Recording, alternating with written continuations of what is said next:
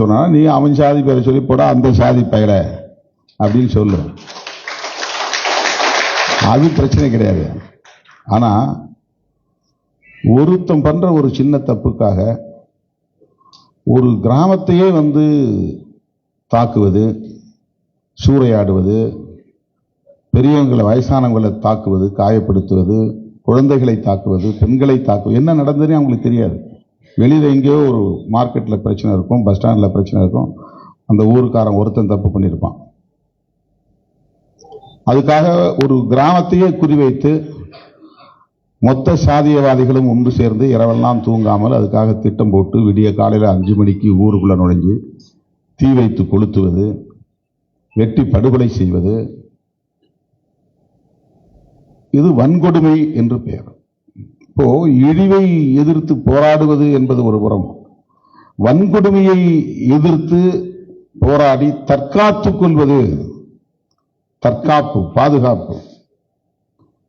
ஊருக்குள்ள ஒருத்தன் நுழைஞ்சு 10 பேர் நுழைஞ்சு வெட்டி விட்டு ஒன்று சின்ன சிராய்ப்பு கூட இல்லாம அவன் திரும்பி போறான். ஒரு ஊரையே கொளுத்தி சாம்பலாக்கிட்டு சின்ன சிராய்ப்பு கூட இல்லாம அவன் காவல்துறை முன்னாலே திரும்பி போறான். இது காலங்காலமாக நடக்கிறது. ஒவ்வொரு 10 ஆண்டுகளிலும் பெரிய பெரிய படுகொலைகள் நடந்திருக்கின்றன. 68, 69 கீழ்வெண்மணியில் 44 பேர் படுகொலை செய்யப்பட்டார்கள். எவ்வளவு பெரிய வன்கொடுமை அது! அந்த 44 பேர் என்ன குற்றம் இழைத்தார்கள்? எதற்காக அவ்வளவு பெரிய தண்டனை? ஒரு குழந்தை உட்பட, பெண்கள் உட்பட. 79 விழுப்புரத்தில் ஒரு சந்தையில் நடந்த சாதாரண ஒரு பிரச்சனை, அதற்காக 12 பேரை வெட்டி படுகொலை செய்தார்கள். தேடி தேடி எஸ்சி யார் என்று அடையாளம் கண்டு அந்த பகுதியிலே வெட்டி படுகொலை செய்தார்கள். 89 தென் மாவட்டங்களில் மிகப்பெரிய கலவரம் நடந்தது.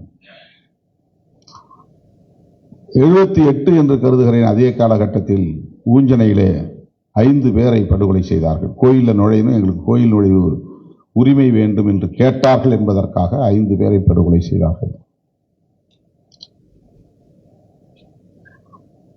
97 மேலவளவிலே 7 பேரை படுகொலை செய்தார்கள். அதற்கு முன்னால் சென்னகரம்பட்டியிலே 2 பேரை படுகொலை செய்தார்கள். குறிஞ்சாங்குளத்திலே 4 பேரை படுகொலை செய்தார்கள். பொன்னூரில் ஒரு ஊரையே அடித்து தீ வைத்து கொளுத்தினார்கள். ஒரு பொது அரங்கத்தில் நாடகம் போட்டார்கள் என்பதற்காக. எல்லோருக்கும் பொதுவான இடத்துல நாடகம் போட்டது குற்றம் என்று அடித்து துவம்சம் செய்தார்கள். கொடூரமான ஒரு தாக்குதல். இது சாதி வெறியர்கள் செய்தது என்றால், தமிழ்நாட்டிலே காவல்துறையினர் நடத்திய வன்கொடுமைகள் என்பது சொல்லி மாளாது. சாதி வெறியர்கள் எவ்வளவு பெரிய வன்முறை வெறியாட்டத்தை நடத்தினாலும் அப்படியே கைகளை கட்டிக்கொண்டு அதை சகித்துக் கொண்டு, அதை எவ்வளவு செஞ்சாலும் சகித்துக் கொள்வார்கள். இப்ப மேல் பாதியில் சொன்னார்ல தோழர் ரவிக்குமார் அவர்கள், இந்த பெண்கள் அவ்வளவு வல்கரா பேசினாங்க, போலீஸ் நின்று வேடிக்கை பார்த்துச்சுங்க. அவங்களுக்கு அந்த இடத்துல கோபமே வராது. ஆனால் எதிர்த்து பேசினா, ஒரு எஸ்சியா இருந்தா எதிர்த்து பேசுற அளவுக்கு உனக்கு துணிச்சல் இருந்துச்சா? அவன் எந்த ஊருன்னு பார்த்து அந்த ஊரு, இதெல்லாம் போலீஸ் நடத்தினது. தேவாரம், போடி, மீனாட்சிபுரத்தில் காவல்துறை உள்ளே நுழைந்து தாக்குதல் நடத்தியது. பரமக்குடியிலே 7 பேரை அடித்து, பன்றியை அடித்து சாவடிப்பதை போல அடித்து கொன்றார்கள்.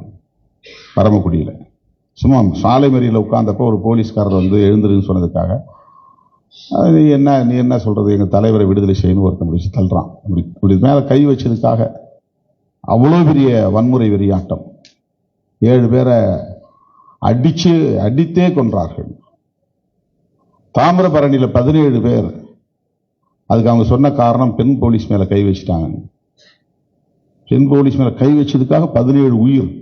அப்படி வச்சது உண்மை இல்லை, ஆனால் சொல்லப்பட்டது பொய். அது 17 பேரை அடித்து படுகொலை செய்தது காவல்துறை. தலித்துகளுக்கு எதிராக எவ்வளவு பெரிய அச்சுறுத்தல் இந்த சமூகத்தின் அனைத்து திசைகளிலும் இருக்கிறது. இந்த வன்கொடுமைகள், அட்ராசிட்டிஸ். நான் தொடக்கத்திலிருந்தே இயக்கத்தோட சொல்றது, இந்த வன்கொடுமைகளை எதிர்க்கிற ஒரு பொட்டன்ஷியல் பவர், மேல கை வைக்க கூடாது அப்படிங்கிற ஒரு எண்ணம் உனக்கு எப்ப வரும்? நீ ஆர்கனைஸ்டா இருந்தா மட்டும்தான் வரும். அமைப்பாய் திறந்தால் மட்டும்தான் வரும். இந்த இயக்கம் அதற்காகத்தான் தேவை. வேற எந்த இயக்கமும் இந்த பிரச்சனைகளை ஃபேஸ் பண்ண வாய்ப்பே இல்லை.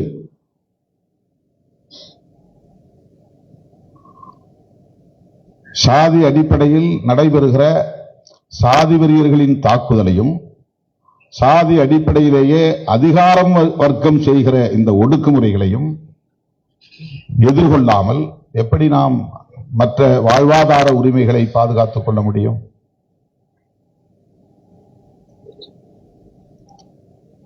விடுதலை சிறுத்தைகள் இயக்கத்தின் முதன்மையான செயல் திட்டம் என்பது பாதுகாப்பு தான், தற்காப்பு தான்.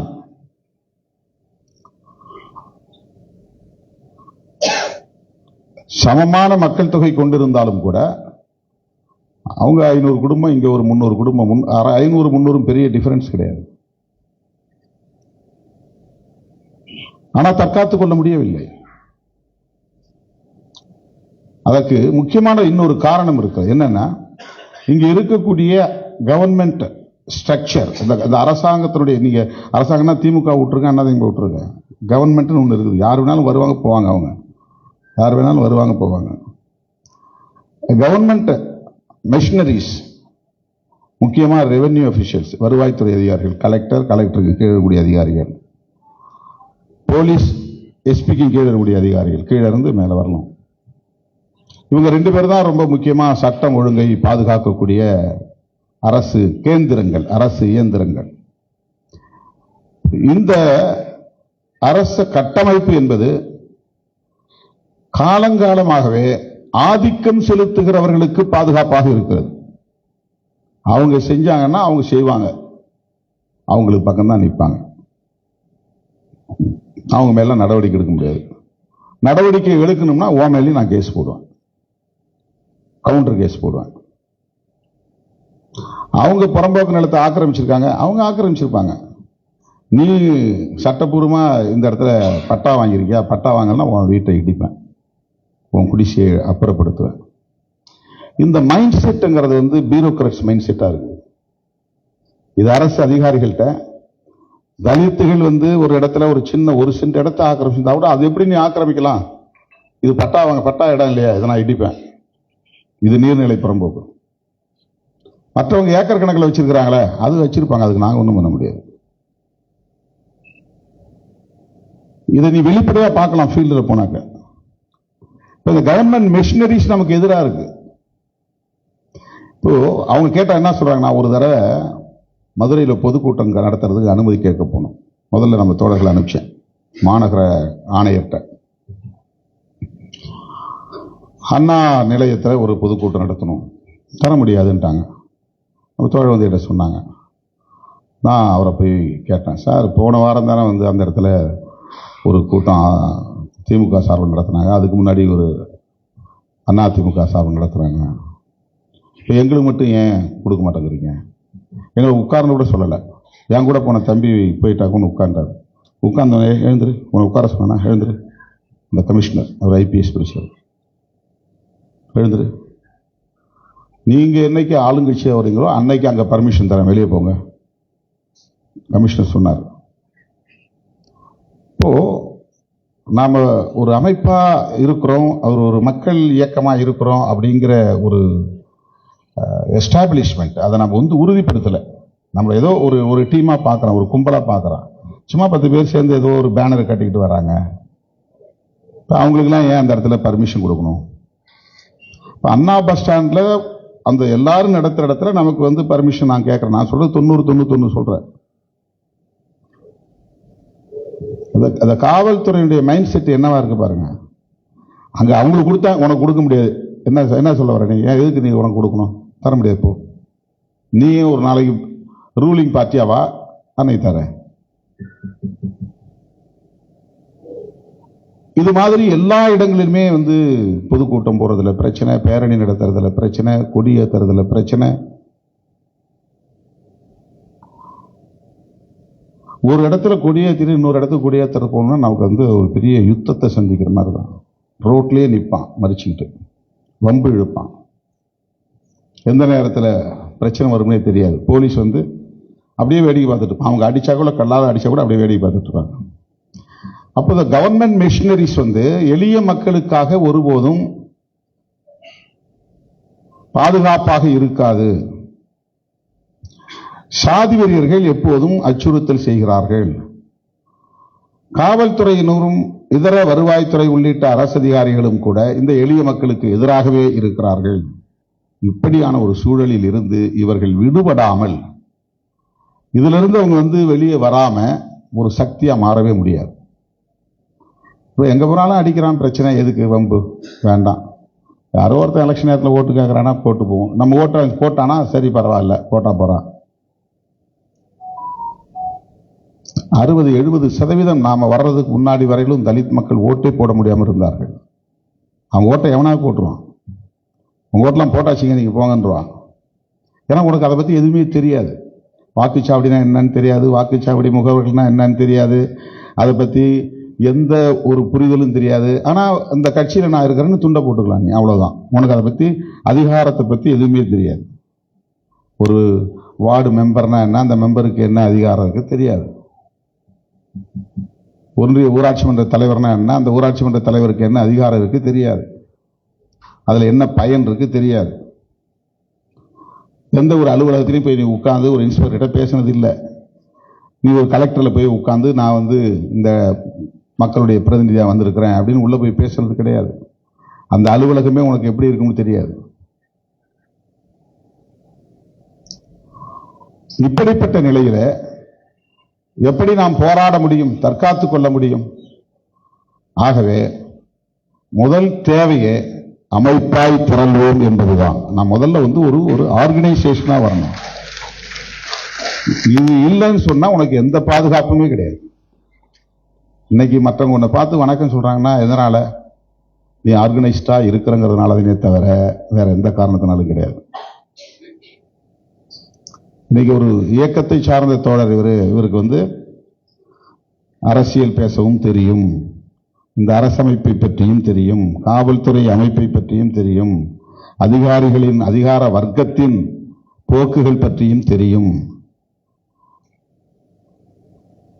அதனால அவருடைய குரலை நாம் செவிமடுக்க வேண்டும் அப்படிங்கிற ஒரு நிலை கொஞ்சம் அப்படி மாற்றம் ஏற்பட்டிருக்கு. எனவே அமைப்பாய் திரள்வோம்ங்கிறது மாவட்ட நிர்வாகிகளா இருந்துகிட்டு அப்படியே நாம மேம்போக்கா போறது இல்லை. உண்மை உள்ளபடியே அமைப்பாய் திரள்வோம் என்பது ஒவ்வொரு ஊரிலும் மக்களோடு தொடர்பில் இருக்கக்கூடிய அளவுக்கு இந்த இயக்கம் அறிமுகமாக வேண்டும். எந்த ஊருக்குள் நீ வெளியில பொது இடத்துல கொடியேற்ற விட மாட்டாங்க, நான் விட்டு அது பிரச்சனை இல்லை உனக்கு. முதல்ல உன் ஊருக்குள்ள உன் தெருவுக்குள்ள கொடியேற்று, அங்க ஒரு பேனர் வை, ஒரு போர்டு வை, அங்க போர்டு வை. நீ எல்லாரும் பார்க்கறத பொது இடத்துல தான் நான் பிரம்மாண்டமா கொடியேற்றுங்கிறதுனா அவசியமே இல்லை. அது ஒரு தேவையே கிடையாது. மெயின் ரோட்ல தான் நான் வால் ரைட்டிங் எழுதுங்கிறதுலாம் தேவையே கிடையாது. உன் வீட்டு சுவரில் நீ எழுதி வை, நீ வேறு யாருடைய சுவரிலும் எழுத வேண்டாம். உன்னை நீ அடையாளப்படுத்து.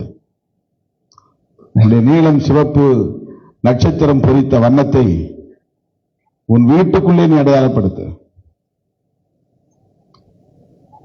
நான் ஒரு ஆர்கனைசேஷனோட கனெக்டடா இருக்கிறேங்கிறத நீ சொல்லு. நான் தனி உதிரியா இல்ல, நான் ஒரு இயக்கத்தோடு தொடர்பில் இருக்கிறேன், அந்த இயக்கத்தின் அரசியலோடு நான் தொடர்பில் இருக்கிறேன், அந்த இயக்கம் பேசுகிற அரசியலை நான் புரிந்து வைத்திருக்கிறேன்.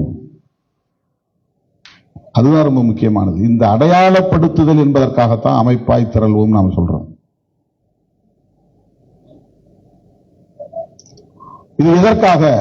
இப்ப மற்றவங்க அமைப்பாய் திரள்றதுல அவங்க ரொம்ப தூரம் போயிட்டாங்க. அவங்களுக்கு அதிகாரம் தான் முதன்மையானது. ஆட்சியை பிடிக்கணும், கொள்கைகளை, ஒரு அரசின் கொள்கைகளை அவங்க வரையறுக்கிற இடத்துக்கு போகணும். அது அவங்களுடைய நோக்கம். இப்போ விடுதலை சிறுத்தைகளுடைய ரொம்ப முக்கியமான இம்மிடியட் கோல் என்ன?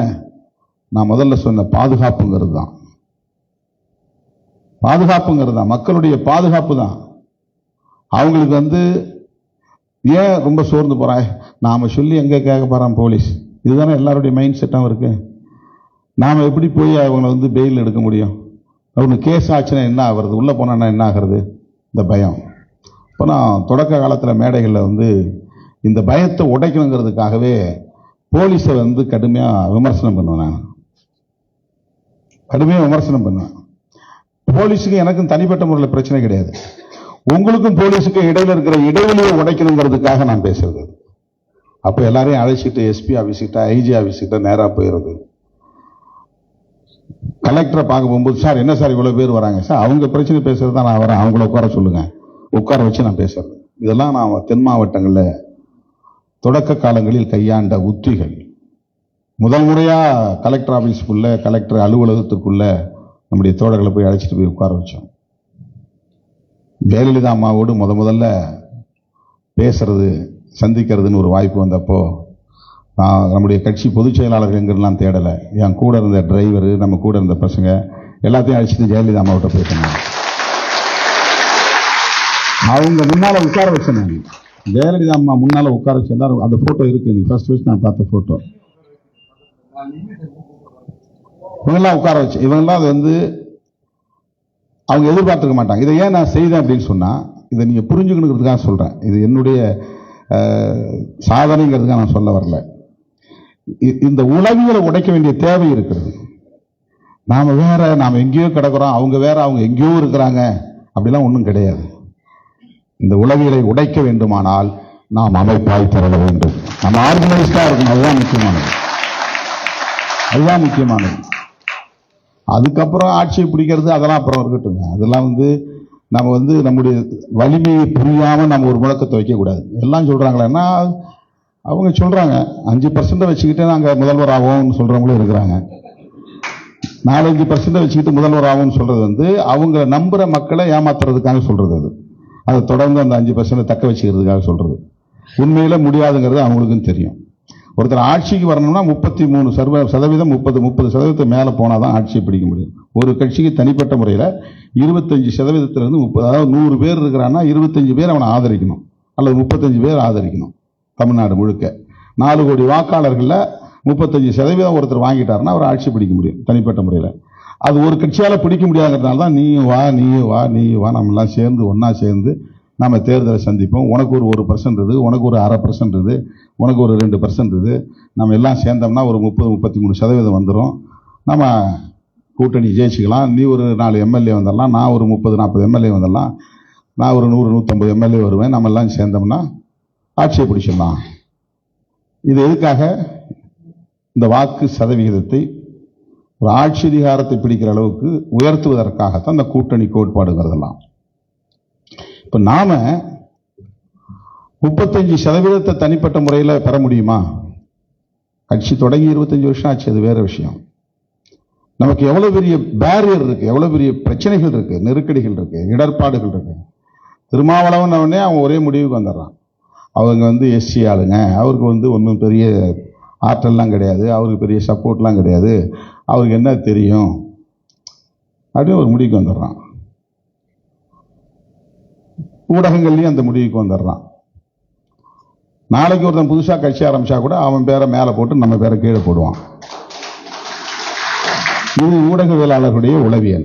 அவன் என்ன முடிவு வரான்னா, திருமாவளவனா அவர் இந்த கேட்டகரி, அவருக்கு இது ஒரு குறிப்பிட்ட அளவுக்கு ஒரு மக்கள் ஆதரவு இருக்கு, அவ்வளவுதான். இவங்கெல்லாம் ஆட்சிக்கு வருவாங்களா அப்படின்னு அவன் நினைக்க மாட்டான். ஆட்சிக்கு வரணும் அப்படின்னு சொல்ல மாட்டான்.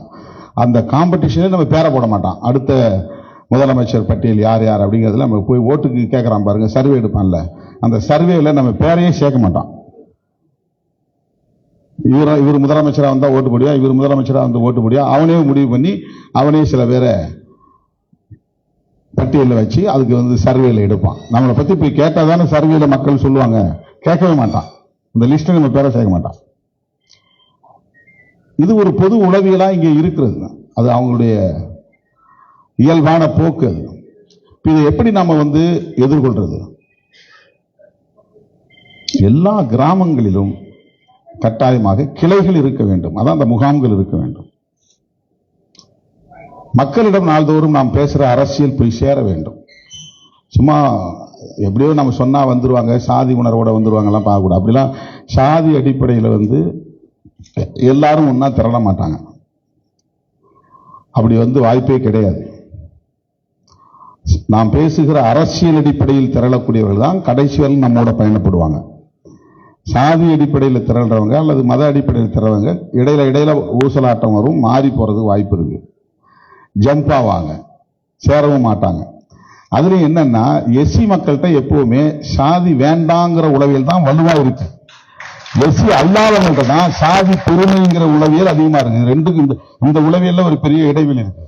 இந்தியா முழுக்க எஸ்சி அல்லாத அத்தனை பேரும் பிறந்ததுல இருந்து சாகர வரலும் சாதியை சொல்லி சொல்லி சொல்லி சொல்லி நீ இன்னாலு, நீ இன்னாலு, நீ இவன்கிட்ட பேசக்கூடாது, நீ அவன்கிட்ட பேசக்கூடாது, நீ இப்படிதான் சாப்பிடணும், இப்படிதான் உடை உடுத்தணும், இப்படிதான் நீ காதலிக்கணும், இப்படிதான் கல்யாணம் பண்ணிக்கணும். இது உரையாடல் தினந்தோறும் நடக்கும்.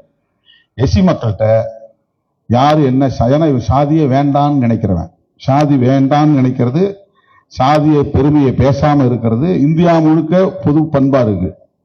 இந்தியா முழுக்க பொது பண்பு. அம்பேத்கர் வந்த பிறகுதான் நம்ம அம்பேத்கர் சொல்லிக்கிட்டு எல்லாரும் ஒரு அடையாளம் பண்றோம். பொதுவாகவே இந்த சமூகத்தில் தோன்றிய எல்லா தலைவர்களும் பாருங்க பொதுவாக தான் சிந்திச்சிருப்பாங்க. அயோத்திதாச பண்டிதர்ல இருந்து இன்னைக்கு நாம விடுதலை சிறுத்தைகள் வரையிலும். ஆனா நமக்கு அவங்க மத்தவங்க குத்துற முத்திரை சாதி முத்திரை. நாம பேசுற அரசியல் பொதுவான அரசியல், எல்லோருக்குமான அரசியல். அம்பேத்கரும் அப்படிதான். அம்பேத்கர் ஒரு சாதி உணர்வை தோன்ற சாதி சங்கத்தை நடத்தல. அவர் சர்வதேச அளவில் எல்லாருக்கும் பொருந்தக்கூடிய அரசியலை தான் அவர் பேசினார். ஆனா இன்னைக்கு அவரை ஒரு சாதி அடையாளத்துல தான் முத்திரை குத்தி வைக்கிறாங்க. இது சமூகத்தில் யதார்த்தமானது. ஆனால் இதையும் தாண்டி நாம் அனைத்து தரப்பு ஜனநாயக சக்திகளின் நம்பிக்கையையும் வென்றெடுக்க வேண்டும். அதுக்கு தான் நமக்கு கருத்தியல் புரிதல் தேவைப்படுகிறது. ஜனநாயகம்னா என்ன? இப்ப தோழர் ஏகாதிபத்தியம் அப்படின்னு பேசினாரு. இந்த ஏகாதிபத்தியம்ங்கிற வார்த்தையை மட்டும் நீங்க தெரிஞ்சுட்டா போதாது. ஏகாதிபத்தியம்னா என்னங்கிறத தெரிஞ்சுக்கணும். அதை தெரிஞ்சுக்கிட்டு நீங்க பேசணும். தமிழ் தேசியம்ங்கிற சொல்லு மட்டும் தெரிஞ்சா போதாது. தமிழ் தேசியம்னா என்னங்கிறத தெரிஞ்சு பேசணும். இதை தெரிந்து கொள்வதற்கு ஒரு இயக்கம் தேவைப்படுகிறது. இதை விவாதிப்பதற்கு ஒரு அமைப்பு தேவைப்படுகிறது. முதலாளித்துவம் அப்படின்னு போற போகிற சொல்லிட்டு போயிட்டா, அந்த முதலாளித்துவம் என்றால் என்ன, அது என்னென்ன மாதிரியான தாக்கத்தை சமூகத்தில் ஏற்படுத்துகிறது, யார் யாரெல்லாம் முதலாளிகள், முதலாளிகளில் என்னென்ன வகை இருக்கிறார்கள், அவர்களை ஏன் முதலாளிகள் என்று அழைக்கிறோம். நிலப்பிரபுத்துவம் சொல்றாங்க. நிலப்பிரபுத்துவம்னா என்ன, யார் யார் நிலப்பிரபுக்கள், அவங்க என்ன தாக்கத்தை சமூகத்தில் ஏற்படுத்துறாங்க. இப்ப நமக்கு என்ன பெயர் இந்த சமூகத்தில்? தொழிலாளர்கள், விவசாயிகள், விவசாய கூலிகள். விவசாயிகள் வேற, விவசாய கூலிகள் வேற. கொஞ்சமாவது நிலம் வச்சிருக்கிறவன் விவசாயி. நிலமே இல்லாம போய் அங்க வேலை மட்டும் செஞ்சுட்டு வரோம். நமக்கு விவசாய தொழில் தெரியும், ஏரோட்ட தெரியும், களை பிடுங்க தெரியும், அறுப்பு அறுக்க தெரியும், அதை அறுவடை செய்து தாளடித்து பதர் நீக்கி தானியத்தை மூட்டை கட்டி சுமக்க தெரியும், எல்லாமே தெரியும். எந்த பருவத்தில் பூச்சி மருந்து அடிக்கணும், எப்போ தண்ணி பாய்ச்சணும், எப்போ களை பிடுங்கணும், எல்லாமே தெரியும். ஆனால் நமக்கு நிலம் இருக்காது. விவசாய தொழில் அத்தனையும் தெரியும், ஆனால் நாம விவசாயி இல்லை. இப்போ விவசாயி யாரு? வரப்புலேயே உட்கார்ந்துருப்பான், அவனுக்கு ஒரு வேலையும் தெரியாது, ஆனால் அவன் விவசாயி. அவன் ஒரு நாள் சேத்துல இறங்கியிருக்க மாட்டான், அவன் மனைவி சேத்துல இறங்கியிருக்காது, அவன் பிள்ளைங்க யாரும் சேத்துல இறங்கியிருக்க மாட்டாங்க, அவங்களுக்கு களைப்பிடுங்க தெரியாது, நாத்து நட தெரியாது, ஒரு வேலையும் தெரியாது. அறுப்பறுக்க ஒரு அருவாலை பிடிச்சி அறுக்க தெரியாது. அறுத்தான்னா விரலை அறுத்துவாங்க, கையை அறுத்துவாங்க.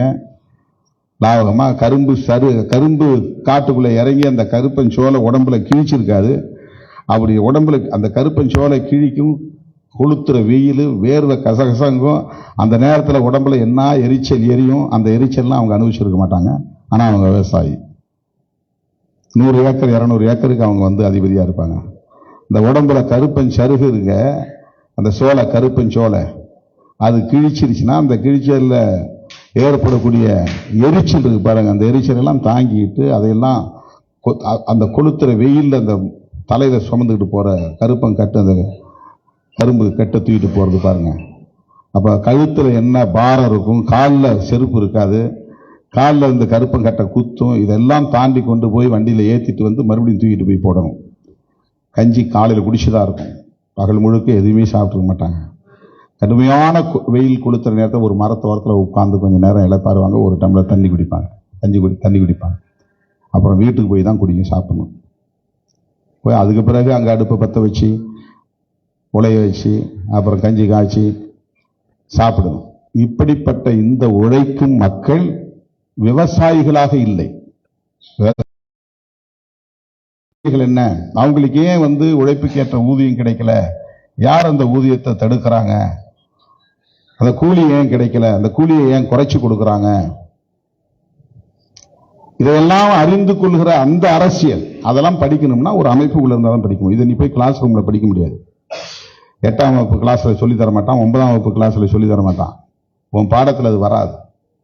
இப்ப மக்களை படிப்பதற்கு, மக்களுடைய பிரச்சனைகளை படிப்பதற்கு அவங்க தொடர்ந்து இவ்வளவு என் பாட்டம் உழைச்சான், என் முப்பாட்டம் உழைச்சான், எல்லாரும் உழைச்சான், ஆனா என் கூரை குடிசை மாறவே இல்லையே. அம்பானி அதானிலாம் பெரிய கோடீஸ்வரன் ஆயிட்டான்னு சொன்னார் தோழர் விஜயசங்கர். எப்படி ஆனா? அவன் எங்கேயாவது வந்து வேர்வை சிந்தி உழைச்சிருப்பானா? அதானி கம்பி கட்டி தூக்கி இருப்பானா? வேற ஏதாவது ஒரு வேலை செஞ்சிருப்பானா? எப்படி அவன் கோடீஸ்வரன் ஆனா? சுரண்டல் பேரு வழிகளோடு அவனுக்கு வந்து ஒரு உறவு இருக்கு. யாரெல்லாம் சுரண்டானோ கொள்ளையடிக்கிறானோ அவனோட இவன் வந்து உறவு. அவன் பணத்துக்கெல்லாம் இவன் பினாமி. அதனால வந்து அவன் உடனே உலக பணக்காரனா மாறுறான். உன்னை போல என்ன போல வேர்வை சிந்தி உழைச்சி உலக பணக்காரன் ஆனதில்லை. அப்படி ஆக முடியாது. உண்மையிலேயே வேர்வை சிந்தி உழைக்கிறவன் ஒரு காலத்திலும் பணக்காரன் ஆக முடியாது, கோடீஸ்வரன் ஆக முடியாது. ஒருத்தன் பணக்காரன் ஆகிறான், கோடீஸ்வரன் ஆகிறான்னா அவன் எங்கேயும் திருடுறான்னு அர்த்தம், சுரண்டான்னு அர்த்தம், ஏய்க்கிறான்னு அர்த்தம். அதுதான் உண்மை, அதுதான் உண்மை. இல்லைன்னா அது வந்து ஆக முடியாது. இந்த சமூகத்தின் கட்டமைப்பே அப்படிதான் இருக்கு. குறிப்பிட்ட சிலர் எந்த வேலையும் செய்யாமலே அவங்க நெய் சோறு திம்பாங்க, மோர் சோறு திம்பாங்க, தயிர் சோறு திம்பாங்க, பருப்பு சோறு திம்பாங்க. சாப்பாட்டை வந்து கொஞ்சம் நிறுட்டு பாதியை கொட்டுவாங்க, அதில் பெருமையா நினைப்பாங்க.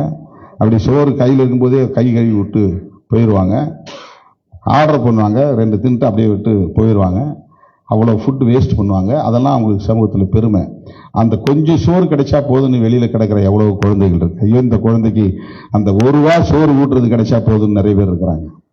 அவங்க கொட்டுற பால்ல ஒரு 1/2 டம்ளர் பால் கிடைச்சா ஒரு பிள்ளையுடைய உயிரை காப்பாற்ற முடியும்.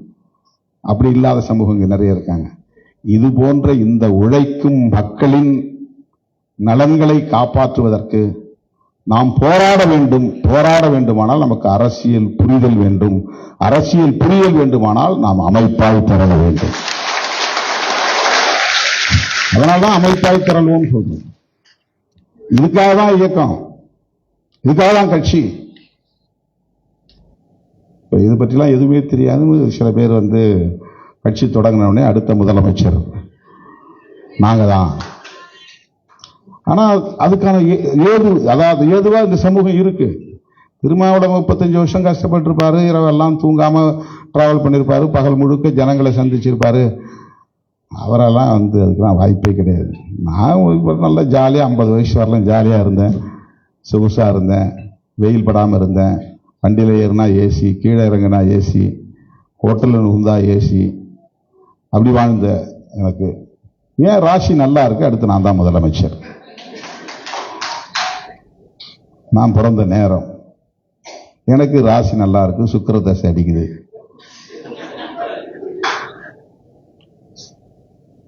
இந்த சமூக கட்டமைப்பு இப்படி விளிம்பு நிலை மக்களை சுரண்டுவதற்கு, தொடர்ந்து சுரண்டுவதற்கு ஏதுவாக இருக்கிறது. அதனால்தான் இந்த சிஸ்டத்தையே மாற்றணும் புரட்சியாளர் அம்பேத்கர் விரும்பினார். இந்த சிஸ்டத்தை அப்படியே ஏற்றுக்கிட்டு அக்கஷ்டமாய் அதுக்குள்ளே ஆமா கடவுள் விதிச்ச விதி, ஆண்டவன் போட்ட தலையெழுத்து, நம்ம இப்படிதான் கஷ்டப்படணும் இருக்குது, வேற என்ன வழி அப்படின்னு இந்த மக்கள் நினைக்கிறது எது காரணம் நினைச்சாரு பெரியார். மூட நம்பிக்கைகள், புராண கதைகள், சாமி பற்றி கடவுளை பற்றி சொல்லி வைத்திருக்கிற இந்த கருத்துக்கள், இவன் கடவுளை நம்புறான், அதனால புராணத்தை நம்புறான், அதனால திருவிளையாடல் நம்புறான், அதனால தலையெழுத்தை நம்புறான், விதியை நம்புறான், அதனால போராடாம இருக்கிறான். இதெல்லாம் பொய்தான்னு சொன்னாதான் இவன் போராடுவான். அதனாலதான் கடவுள் இல்லைன்னு அவர் சொல்ல ஆரம்பிச்சார். நீ அதை பத்திலாம் பயப்படாத. இப்ப கடவுள் இருக்கிறது உண்மையா இருந்தா மேல்பாதியில் இருக்கிற அம்மன் என்ன சொல்லணும்? கோர்ட் அவங்கள உள்ள விட சொல்லியிருக்காங்க, அவங்கள உள்ள கடவுள் ஏதாவது ஒரு வழியில சொல்லணுமா இல்லையா? யாருக்காவது ஒருத்தர் அந்த அம்மா சொல்லணும் இல்லையா? இந்த அம்மா அப்ப எளிய மக்கள் மத்தியில அந்த அம்மா அந்த அம்மன் எளிய மக்களுக்காக ஏன் பேச மாட்டேங்குது? அது எவ்வளவு பெரிய அயோக்கியத்தனம்! அது கடவுள் செய்யக்கூடிய அயோக்கியத்தனமா இல்லையா? போராடி நீதிமன்றத்தில் போய் தீர்ப்பு வாங்கிட்டு வந்தான் அந்த தலித் மக்கள். இது கடவுளுக்கு தெரியாதா? முதல்ல நீ சொல்லியிருக்கணும், முதல்ல நீ சொல்லல. இப்ப நீதிமன்றத்தின் மூலமா தீர்ப்பு வாங்கிட்டு வந்த பிறகு அவங்க எல்லாம் அப்படி அசிங்கமா பேசும்போது நீ என்ன பண்ணிட்டு உட்காந்து உள்ள கோயிலுக்குள்ள கேள்வி நம்ம எழுப்பிட்டு இருக்கலாம் இல்லையா? உண்மையிலும் இல்லது கடவுள் இல்லைங்கிறதால தான் நடக்குது. இருந்தா அதெல்லாம் நடக்காது, இருந்தா அது நடக்காது.